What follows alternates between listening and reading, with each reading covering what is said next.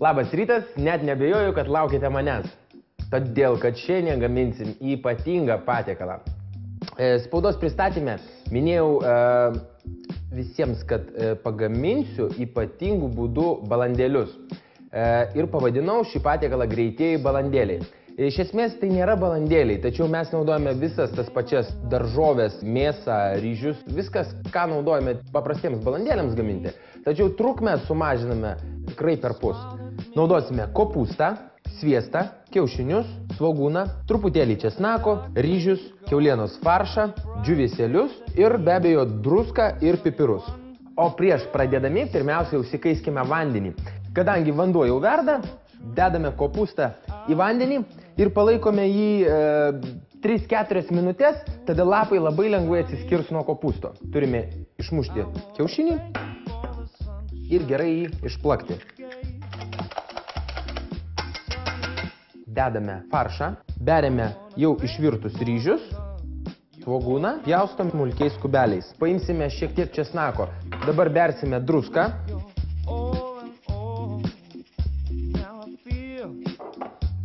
Ir šiek tiek pipirų. Gerai viską išmaišome, kad pasidarytų vientisa masė.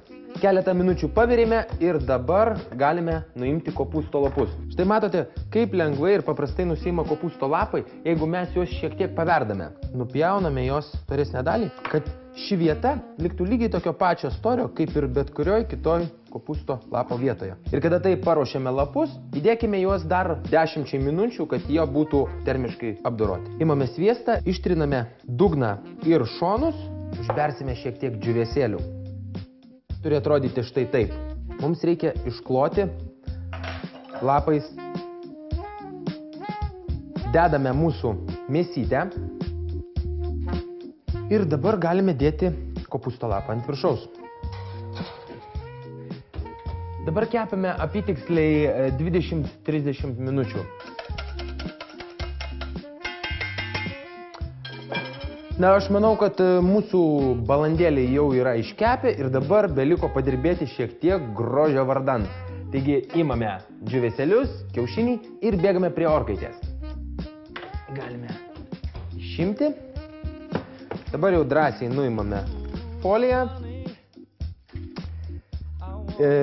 Imame kiaušinį, supilame jį ant viršaus. Truputėlį paskirstome.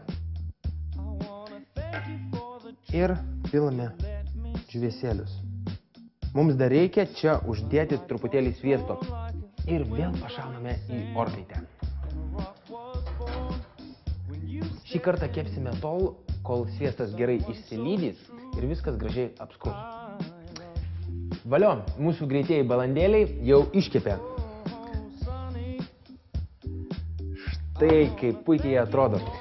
Skaniausia valgyti yra su ryžiais, galbūt kai kam su bulvėm. Kaip padažą siūlyčiau pomidorų padažą ir grietinę. Tokiu pačiu santykius išmaišau ir man nieko skaniau prie balandėlių nėra. Pasigaminti šį patiekalą kainuoja 2 žmonėms kažkur tai apie 6 litai. Tikrai labai nedaug.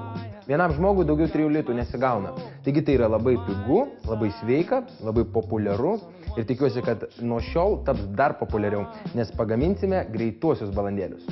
Taigi gero apetito, susimatysime kitą rytą.